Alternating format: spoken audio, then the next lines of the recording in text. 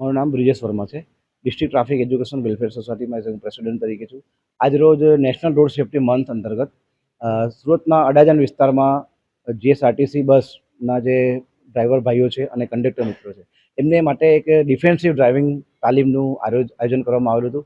આ કાર્યક્રમના અંદર એસટી વિભાગના નિગમ સાહેબ, પછી કર્મચારીઓ અને અમારા સાથી મિત્રો સાથે ઉપસ્થિત રહીને કાર્યક્રમમાં ઓડિયો વિઝ્યુઅલ પદ્ધતિથી અમે વાહન ચાલકો, જે ડ્રાઈવર મિત્રો છે, પછી જે કંડક્ટર બહેનો છે, એમણે અવારનવાર એક્સિડન્ટ થતા હોય છે, એક્સિડન્ટથી બચવા માટે અને એસટી વિભાગનું જે સૂત્ર છે સલામત સવારી એસટી અમારી, તે કઈ રીતે